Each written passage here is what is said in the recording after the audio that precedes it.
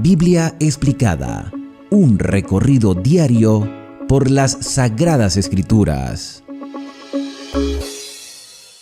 Hoy, en nuestro recorrido explicativo por las Sagradas Escrituras, hemos llegado a el capítulo número 21 del segundo libro de Crónicas. Ya Josafat murió y su hijo Joram será el nuevo rey en el territorio de Judá. Vamos a ver cómo va nuestra sucesión de reyes en Judá. Roboam, Abián, Asa, Josafat, y ahora estamos en el quinto rey de Judá, del reino dividido, entre el año 853 a.C. hasta el año 841. Recuerden que en la historia de Israel hay dos reyes con el mismo nombre, Joram, que es familiar de Acab y de Jezabel, y el Joram, que es hijo de Josafat. También hay dos Ocosías, el Ocosías de Judá y el Ocosías de Israel. Tenían el mismo nombre, pero eran diferentes. En el capítulo anterior vimos uno de los errores de Josafat, de seguir haciendo alianza con los reyes del norte. Quizás yo no ir a apoyarse en batalla, pero habían hecho navíos y estos navíos se destruyeron porque Dios no aprobaba esa empresa de estar negociando con el rey de Israel, porque en Israel todos los reyes fueron perversos. Bueno, se muere Josafat siendo un hombre íntegro a pesar de sus errores, y esos errores de Josafat también nos llenan de esperanza a nosotros, porque cuántos errores tú y yo no hemos cometido. Entonces nos hemos equivocado, pero la gracia del Señor todavía está a nuestro alcance, no para que sigamos perseverando en el mal, sino para que reformemos nuestra vida. Dice el versículo número 1 que Josafat durmió con sus padres y los sepultaron con ellos en la ciudad de David, y reinó en su lugar su hijo Joram. Sus hermanos, hijos de Josafat, o sea, los hermanos de Joram, eran Azarías, Jehiel, Zacarías, Azarías, Miguel y Cefatías. No es muy común que se nombre a los hermanos del rey. No es muy común que se presente la lista de aquellos que eran familiares del rey en turno. Quizás algunos que otros se destaca, pero no es muy común que se mencione la lista de los hermanos del rey. Los hijos de Josafat, en este caso, se mencionan todos. Se menciona por nombre. Todos estos fueron hijos de Josafat, rey de Judá. Su padre les había dado muchos regalos de oro y plata, cosas preciosas, ciudades fuertes de Judá, o sea, le dejó una buena herencia como hijos del rey, pero había dado el reino a Joram. O sea, la decisión de que el rey en Judá fuera Joram, la decisión la tomó Josafat. Yo no sé si Josafat, porque la Biblia no lo dice, yo no sé si consultó a Dios, yo no sé si pidió orientación de algún profeta. El hecho es que Josafat designa a su hijo Joram como rey por ser el primogénito. Recuerden ustedes que la primogenitura era muy importante para los israelitas y judíos, porque el primogénito debía heredar no solamente las posesiones materiales, sino también ser el precursor del Mesías que habría de venir. O sea, recibía sacerdocio y recibía también el privilegio de ser parte de la simiente que proclamaría la venida del Mesías. Todos ellos esperaban al Mesías en vida, todos ellos esperaban que viniese el libertador, pero el tiempo todavía no estaba preparado para esa venida, así que del linaje de David vendría el Redentor del mundo. Pero el designio de Joram como rey fue de Josafat. Terrible error, porque no necesariamente los primogénitos de los reyes debían ser los reyes, y eso lo hemos venido estudiando. El vivo ejemplo es David y Salomón. Ninguno de ellos era primogénito y llegaron a ser los reyes de Judá. Así que no necesariamente debían ser los primogénitos los reyes, pero los padres tenían preferencias por los primogénitos por toda la historia que se venía analizando en el pasado.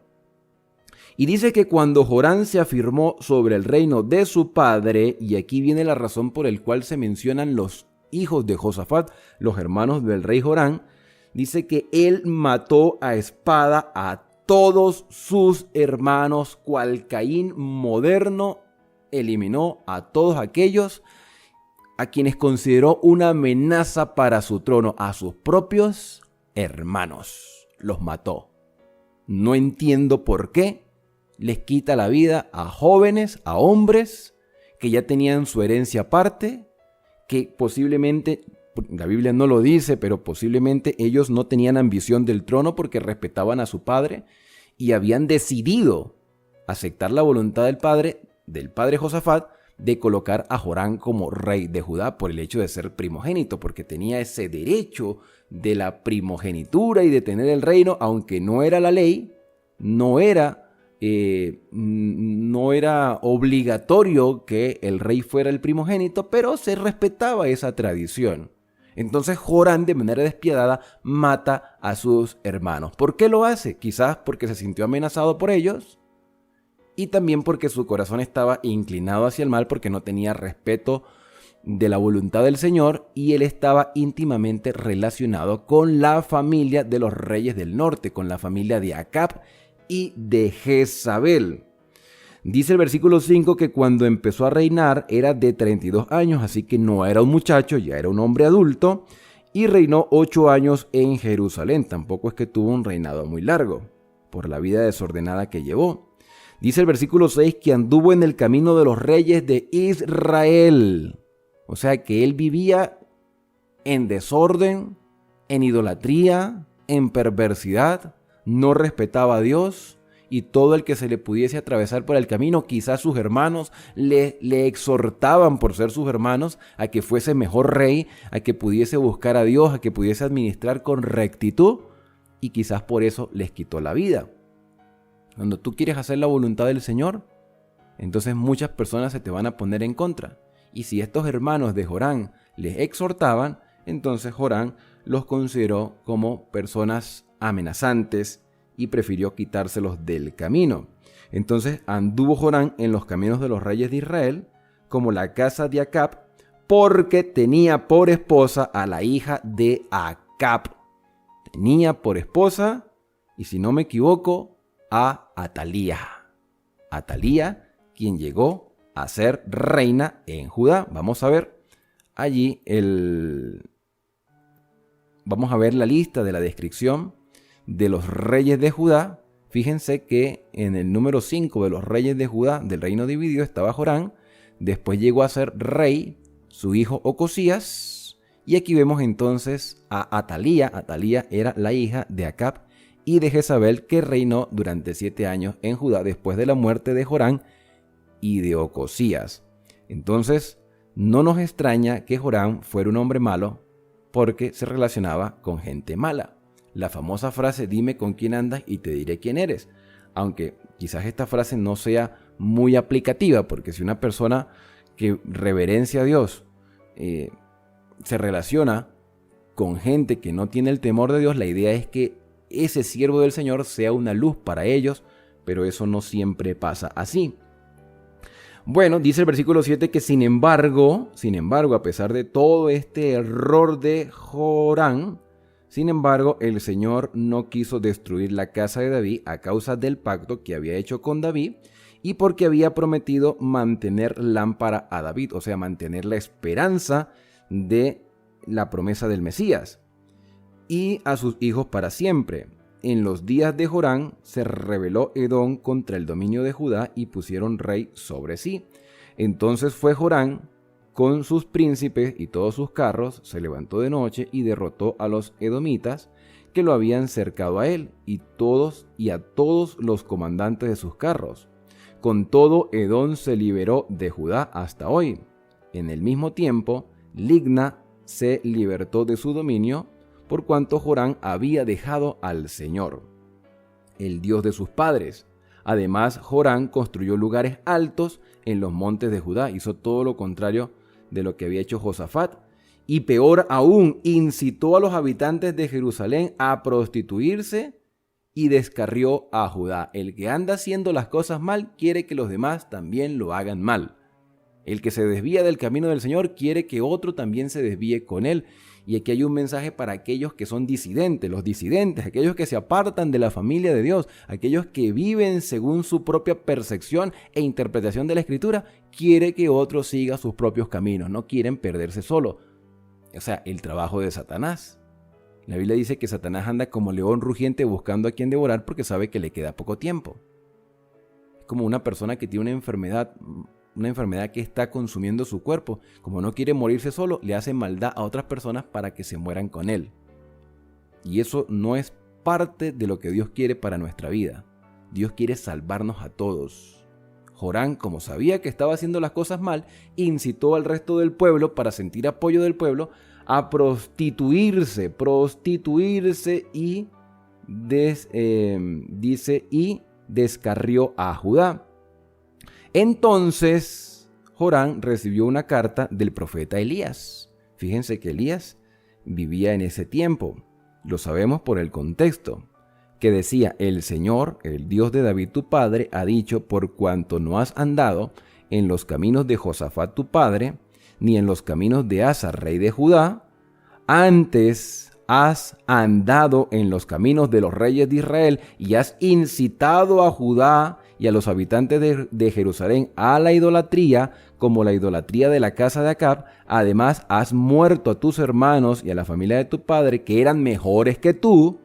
El Señor herirá a tu pueblo de una gran plaga. Una plaga, no sabemos qué plaga con exactitud, pero el hecho es que las personas serían heridas con enfermedades. No se dice el tipo de enfermedad, pero las personas iban a sufrir a causa del rey.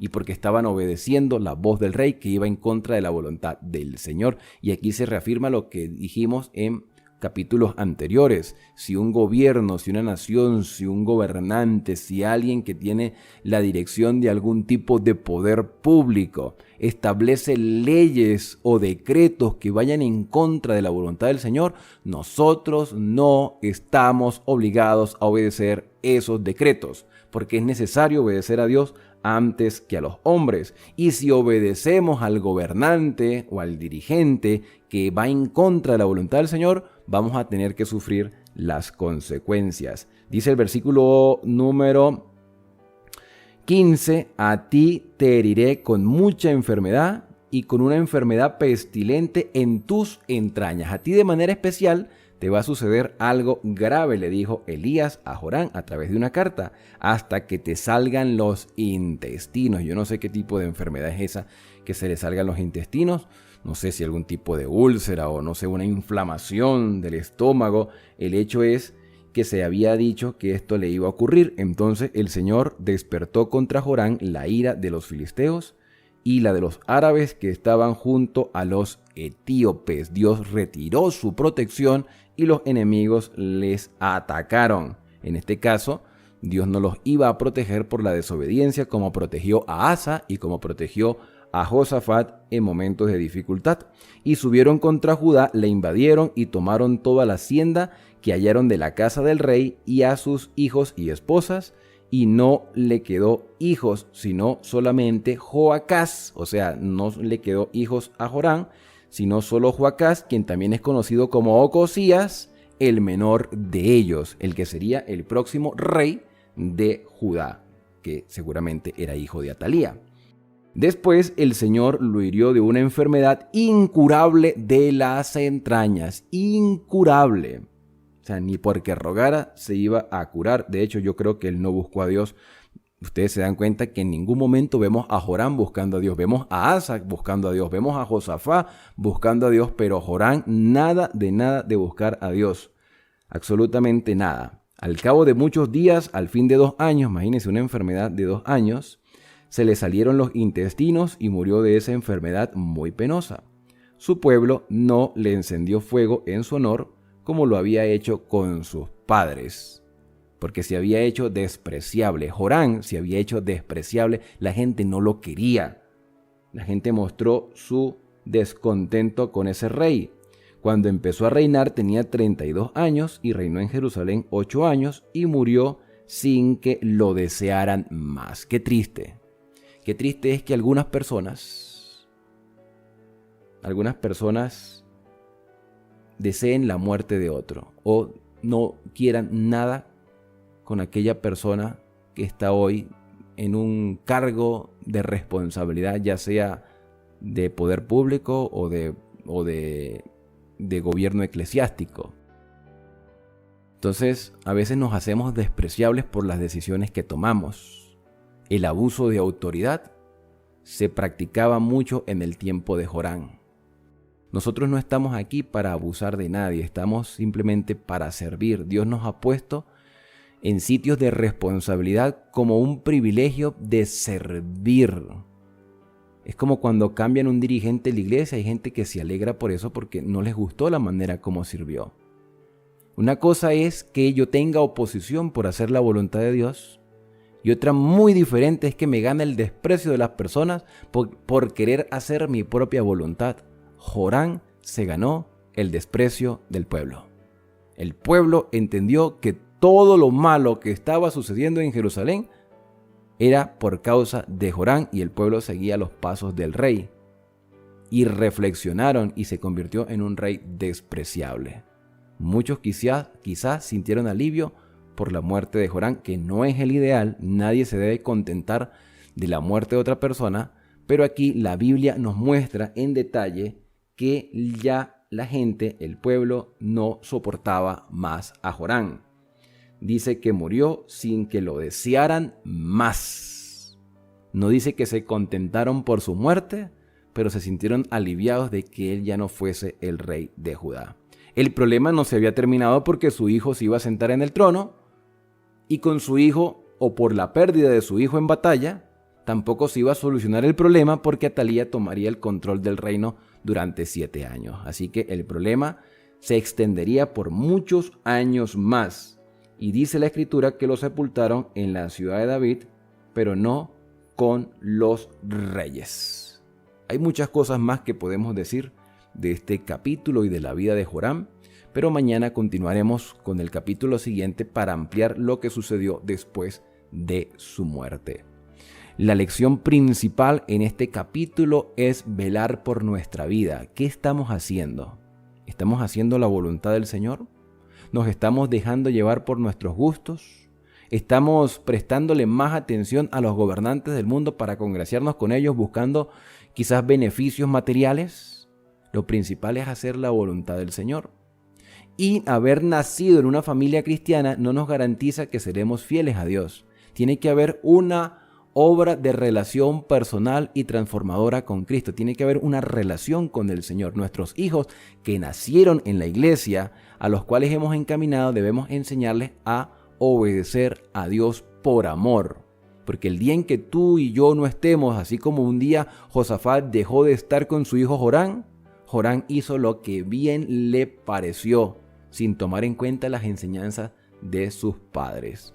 Hoy nuestros hijos tienen que aprender a tomar decisiones y esas decisiones deben estar motivadas por el amor a Dios. Si no, todo será un desastre. Nosotros estamos formando los líderes del futuro o estamos formando también a aquellos que van a destruir la vida espiritual de otros. Por eso debemos velar y debemos orar por el fortalecimiento de nuestro hogar ahora. Debemos orar por nuestro crecimiento espiritual y debemos estar dispuestos a hacer la voluntad del Señor. Este es un mensaje que fortalece nuestra fe en medio de las adversidades y nos llena de esperanza, porque para ti aún hay esperanza, para tus hijos hay esperanza, para tu familia hay esperanza, para tu iglesia hay esperanza en este día. No la pierdas porque el Señor nos está convenciendo con la obra de su Espíritu Santo. ¿Qué te pareció este capítulo? Espero que haya sido de gran ayuda para tu vida personal. No nos resta más que agradecerle a Dios a través de la oración por la enseñanza de este día. Acompáñame.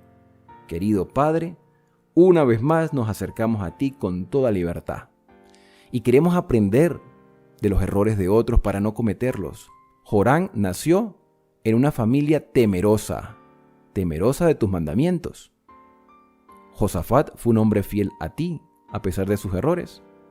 Pero Jorán decidió hacer su propia voluntad, eliminar a sus hermanos, motivar al pueblo a la idolatría, conformarse con los placeres y sufrió las consecuencias con una terrible enfermedad. Las enfermedades pueden venir a causa de nuestro desorden. Por eso queremos pedirte, Señor, que obres en nuestra vida para no seguir corrompiéndonos, sino santificándonos.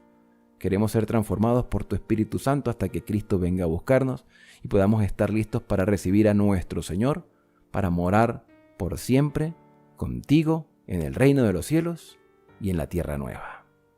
Son agradecimientos que hoy te hacemos en el santo y bendito nombre de Cristo Jesús. Amén. Bien, y ahora al despedirnos decimos a cada uno: Dios te bendiga y te guarde. Haga resplandecer Dios su rostro sobre ti y tenga de ti misericordia. Dios alce sobre ti su rostro y ponga en ti paz. Nos vemos en una próxima oportunidad en este mismo canal de esperanza para juntos seguir creciendo en el conocimiento de la palabra de Dios.